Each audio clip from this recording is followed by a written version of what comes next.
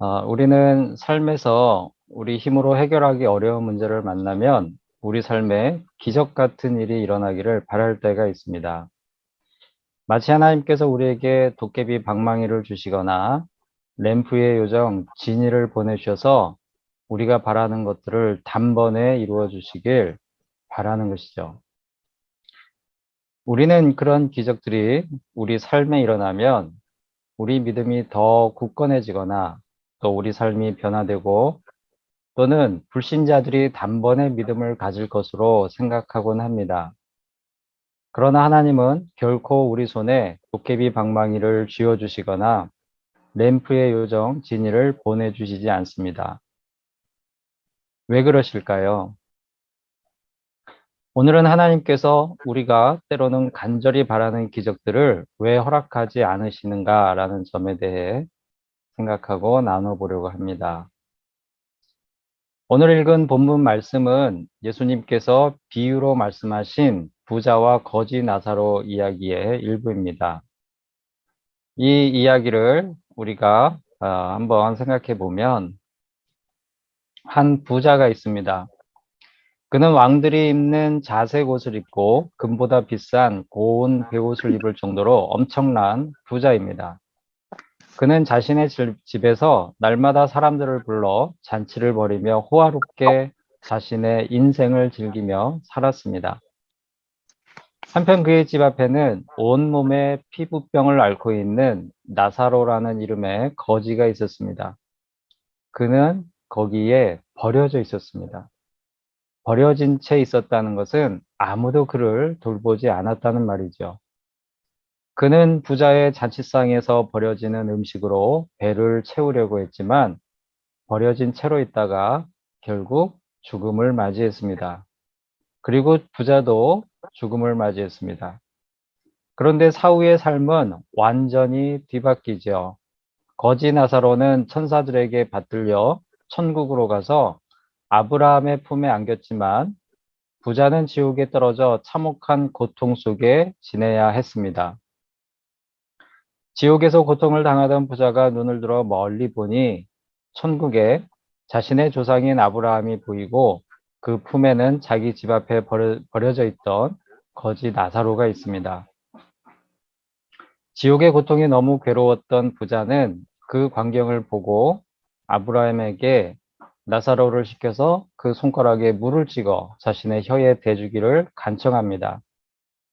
그러나 아브라함은 천국과 지옥 사이에는 큰 구렁텅이가 있어 오갈 수 없다고 말하죠. 그러자 그 부자는 아직 세상에 살고 있는 자신의 5형제가 떠올랐습니다. 그들은 세상에서 자신이 살았던 것과 같이 부를 누리며 호화롭게 살고 있는데 그렇게 살다가는 자신과 같이 지옥에 떨어져 이 큰 고통을 겪게 될 것이 뻔했습니다. 그래서 그들만이라도 그런 삶에서 돌이켜 하나님께 회개하고 하나님의 말씀대로 살기를 바라는 마음에서 나사로를 그들에게 보내어 천국과 지옥에 대해 증언해 주기를 아브라함에게 간청하죠. 이에 아브라함은 모세와 선지자들이 그들에게 있으니 그들의 증언을 들으면 된다고 답을 합니다. 그러자 부자는 그들이 모세와 선지자들의 증언을 듣지 않을 것을 알고 그들이 죽은 자가 다시 살아나서 하나님의 심판을 정언하면 그들이 돌이켜 회개할 것이니 나사로를 그들에게 꼭 보내주시기를 다시 간청합니다. 하지만 아브라함은 그들이 모세와 선지자의 증언을 듣지 않으면 비록 죽은 나사로가 다시 살아서 증언하며 회개하기를 권하여도 그 권함을 듣지 않을 것이라고 대답합니다. 부자와 거지 나사로의 이야기는 이렇게 끝을 맺습니다. 예수님의 이 비유의 말씀을 보면 기적적인 일을 경험하는 것이 반드시 사람에게 믿음을 주거나 그의 삶을 엄마 변화시키는 여기는 것이 아님을 이 깨닫게 됩니다. 예배를 예배. 부자의 5형제들에게 죽었던 나사로가 다시 살아나서 그들 앞에 나타난다면 그 일은 정말 놀라운 기적이 아닐 수 없습니다. 그렇죠. 하지만 그들은 살아 돌아온 나사로가 하나님의 심판과 천국과 지옥에 대해 증언을 하여도 돌이켜 회개하지 않습니다. 만일 지금 우리 앞에 이런 일이 일어난다면 그 증언을 듣는 사람들마다 다 회개하고 돌이킬 것 같은데 그렇지 않은가요? 만일 이런 엄청난 기적이 일어나면 사람들이 다 하나님을 믿게 될 것 같아요. 이런 엄청난 기적이 일어나면 우리가 바라는 그러면 우리 삶이 단번에 변화될 것 같고 우리가 더욱더 열심히 하나님을 믿을 것 같은 그런 생각이 들지요. 그런 마음으로 우리가 기적에 대해서 구하지 않습니까?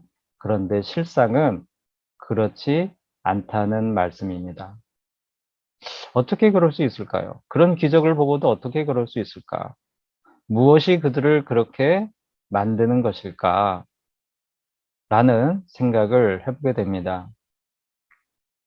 이 이야기는 예수님께서 비유로 하신 말씀입니다. 실제 있었던 일이 아니죠. 그런데 우리가 성경 역사를 살펴보면 실제로 이와 같은 일이 많이 있었음을 어렵지 않게 찾아볼 수 있습니다. 하나님의 초자연적인 능력을 가장 많이 경험하고도 하나님을 믿지 않았던 사람들은 누구일까요? 그런 사람들 중에는 어떤 사람들이 있을까요? 아마도 구약의 출애굽 백성들이 아닌가 생각됩니다. 그들은 정말 많이 하나님의 기적을 경험했어요. 직접 눈으로 보았습니다. 그들은 모세가 애굽 왕 바로 앞에서 보여준 초자연적인 역사들로부터 시작해서 홍해가 갈라지는 기적, 또 하나님께서 만나와 메추라기의 기적,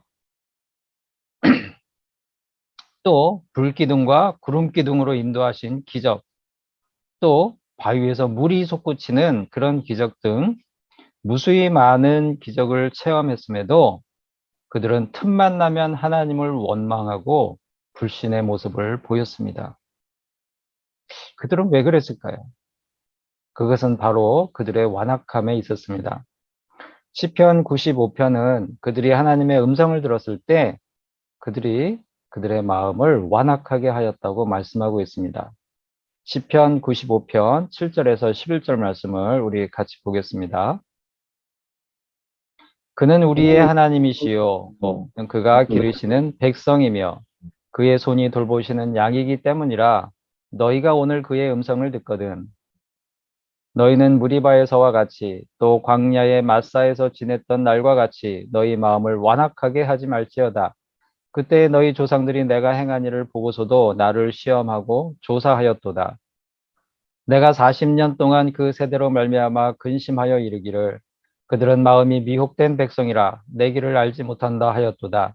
그러므로 내가 노하여 맹세하기를 그들은 내 안식에 들어오지 못하리라 하였도다. 아멘.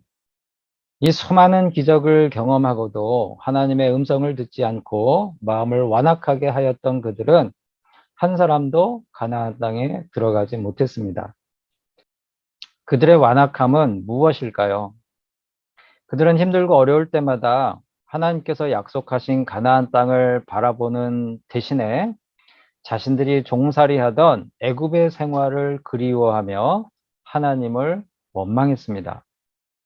민수기 11장 4절에서 5절 말씀을 우리 같이 보겠습니다. 그들 중에 섞여 사는 다른 인종들이 탐욕을 품음에 이스라엘 자손도 다시 울며 이르되 누가 우리에게 고기를 주어 먹게 하랴. 우리가 애굽에 있을 때에는 값없이 생선과 오이와 참외와 부추와 파와 마늘들을 먹은 것이 생각나거늘 이제는 우리의 기력이 다하여 이 만나 외에는 보이는 것이 아무것도 없도다 하니. 그들은 힘들 때마다 우리가 애굽에 살 때는 적어도 이랬는데 저랬는데 그런 말들을 하면서 하나님을 원망하고 하나님의 마음을 아프게 했습니다. 그들은 믿음을 갖지 않았어요. 그런데 그들이 그리워했던 그 애굽은 영적으로 세속의 삶을 의미합니다. 이 땅의 세상의 삶을 의미합니다. 완악한 마음은 하나님의 나라를 바라보지 않고 이 세속의 삶에 안주하며 세속의 삶을 즐기는, 세속에서 행복을 찾는 그런 마음입니다. 이와 같이 하나님의 놀라운 기적을 체험하고도 완악한 마음을 버리지 못하고 구원에 이르지 못한 사례는 우리가 얼마든지 찾아볼 수 있습니다. 예수님께서 공생의 기간에 행하신 수많은 기적의 사건들을 목격한 사람들이 모두 회개하며 하나님의 백성이 되지 않았습니다. 그렇지 않은가요? 오병이어의 사건을 보더라도 놀라운 기적을 체험한 수천 명의 무리들은 예수님의 가르침을 듣기보다 세상에서 먹고 사는 삶에 더 많은 관심을 가졌기에 결국 모두 예수님을 떠났습니다. 그들의 관심은 가나안에 있었던 것이 아니라 애굽의 삶에 있었던 것이죠. 그들 모두 세속의 삶에 안주하려 했기 때문에 예수님의 그 놀라운 가르침을 듣고도 깨닫지 못한 것입니다. 그들은 그런 완악한 마음을 가지고 있었기 때문에 그 기적을 보고도 깨닫지 못했던 것이죠. 그리고 실제로 죽었던 나사로를 예수님이 살리셨죠. 비유의 말씀에서가 아니라 실제로 죽은 나사로를 예수님이 살리신 그런 기적도 있었습니다.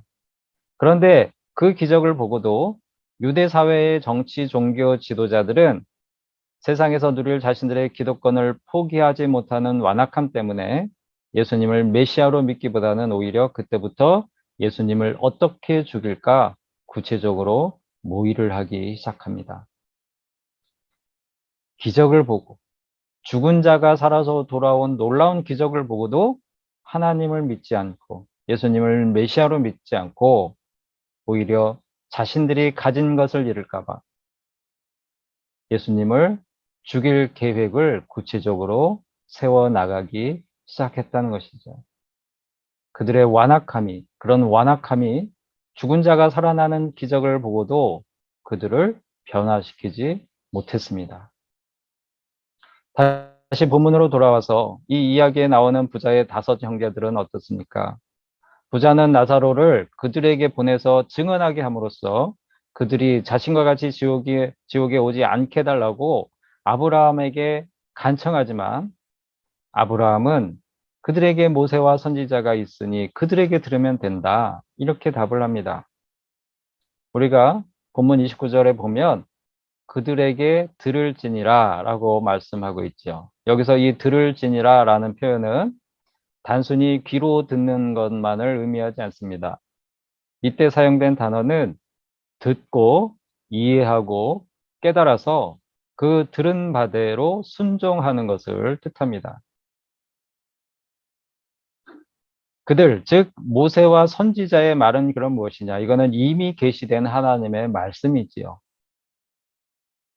이에 부자는 자신의 5 형제가 하나님의 말씀을 듣지 않는 완악함이 있음을 알기에 나사로를 보내서 죽은 자가 살아서 돌아오는 놀라운 기적을 보이면 자신의 형제들이 그 완악함을 버리고 하나님께 회개할 것이라고 생각했습니다. 그런 강한 임팩트가 필요하다라고 생각했습니다.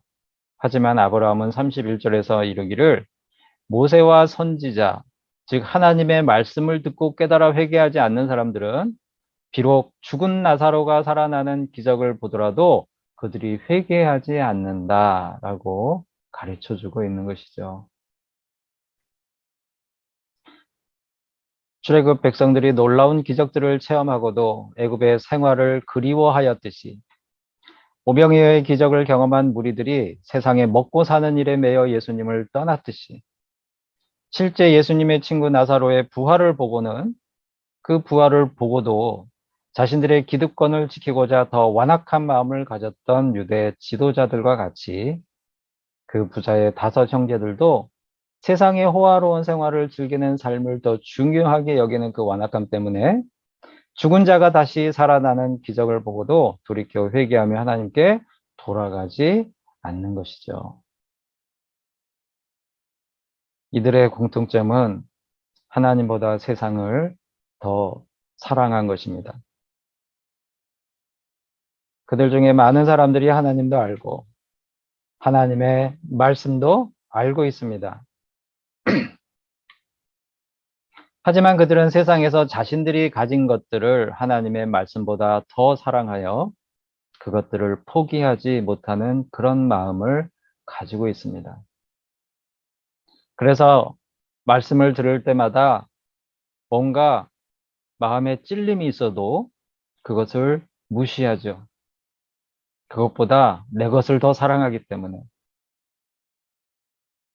그렇게 마음은 무뎌지고 심령에는 굳은 살이 벗겨지고 그렇게 완악함은 더 강해지는 것입니다. 우리가 잘 아는 부자 청년의 이야기가 있습니다. 그가 예수님께 나와서 영생에 대해서 묻습니다. 그러면서 자신이 하나님의 계명을 잘 지켰다고 자랑했습니다. 하지만 예수님께서 그에게 너의 소유를 팔아서 가난한 사람들에게 주고 그 다음에 내게 와서 나를 따르라 라고 말씀하시자 그는 자신의 재물을 포기하지 못하고 그 재물 때문에 어떻게 하죠? 근심하며 돌아갔습니다. 예수님을 떠나서 다시 세상으로 돌아갔습니다. 그리고 이 청년이 떠난 뒤에 예수님이 뭐라고 얘기하시죠? 부자가 천국에 가기가 낙타가 바늘기로 들어가는 것보다 더 어렵다고 말씀하십니다.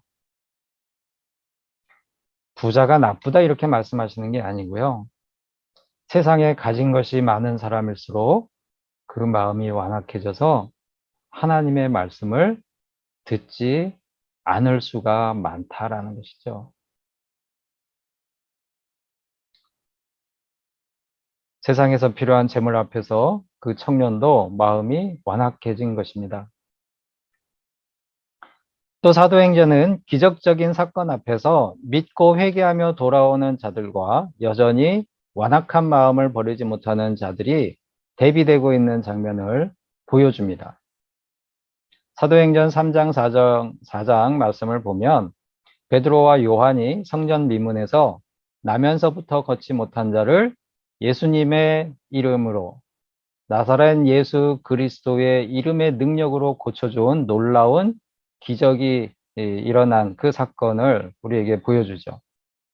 이 기적의 사건이 일어났을 때 그것을 목격한 수많은 백성들은 베드로가 그 기적에 대해서 증언하는 그러면서 예수 그리스도에 대한 또 이 모세와 선지자들의 증언을 이야기합니다. 바로 그때 그 모세와 선지자들의 증언을 듣고 베드로의 증언을 듣고 마음의 찔림을 받아 완악한 마음을 버리고 돌이켜 회개한 사람들이 5천 명이 넘는다. 남자의 수가 5천 명이 넘는다. 이렇게 4장 4절에 기록하고 있어요. 반면에 그 놀라운 기적을 보고 듣고도 대제사장과 그 제사장의 문중들, 장로들, 서기관들, 바리새인들, 사두개인들 이러한 당시의 사회 지도층은 자신들의 기득권을 지키기 위해서 오히려 그 기적의 사건을 숨기기에 급급해 하였습니다. 그래서 베드로와 요한을 잡아다가 협박하죠. 위협하죠. 어디 가서도 그 이름에 대해서 이야기하지 말라. 참으로 완악한 마음이 아닐 수 없습니다. 회개하지 않는 그런 마음이 아닐 수 없습니다. 이것을 보면 우리 삶을 변화시키는 것은 기적이 아니라 우리가 기대하는 그런 놀라운 기적이 아니라 바로 하나님의 말씀입니다. 부자와 거지 나사로 이야기는 우리 삶을 변화시키는 것이 기적이 아니라 이미 선지자와 사도들을 통해 계시하신 하나님의 말씀임을 우리에게 가르쳐 주고 있습니다. 하나님의 진리의 말씀을 듣고 깨달아 돌이키는 마음이 없으면 비록 죽은 자가 다시 살아나는 기적을 경험하여도 근본적으로 자신의 마음과 생각을 바꾸지 않고 삶의 변화도 일어나지 않을 것이다 라고 하는 것을 우리에게 가르쳐 주시는 것이죠. 진리의 말씀을 들으면서도 세상을 사랑하는 마음이 머릿속을 가득 채우고 있다면 우리가 바라는 그 어떤 기적으로도 우리 삶은 변화되지 않습니다. 사랑하는 성도 여러분, 하루를 살면서 나의 머릿속을 가장 많이 채우고 있는 것이 무엇인지 곰곰이 살펴볼 수 있기를 바랍니다. 내가 생각하고 있는 그것들이 바로 나의 정체성이 될 것입니다.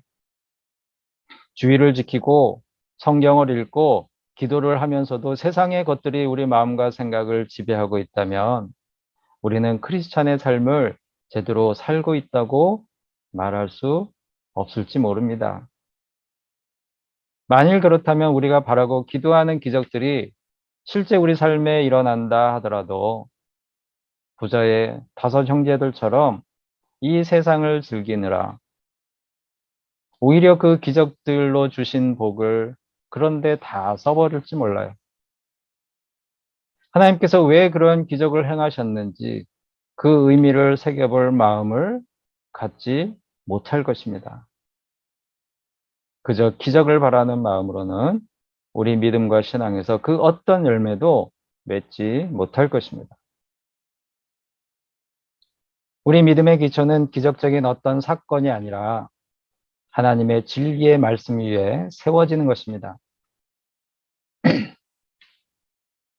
이 진리의 말씀에 대한 지식이 있고, 이 지식에 대한 믿음이 있고, 하루하루 자신의 육체의 소욕을 말씀 앞에 굴복시키는 이 치열한 노력과 또 그 과정에서 실패와 아픔과 또 반면에 보람과 기쁨을 누리는 과정을 통해서 우리 믿음은 다져지는 것이죠. 하나님의 말씀에 순종하는 삶은 기적으로 한 방에 무언가를 이루는 삶이 아니라 매일매일의 삶 속에서 우리가 바라고 소망하는 기적들이 당장 이루어지지 않는다 하여도 매일매일의 삶 속에서 하나님의 말씀을 따라 살기 위해 하루하루를 치열하게 살아내는 삶인 것입니다.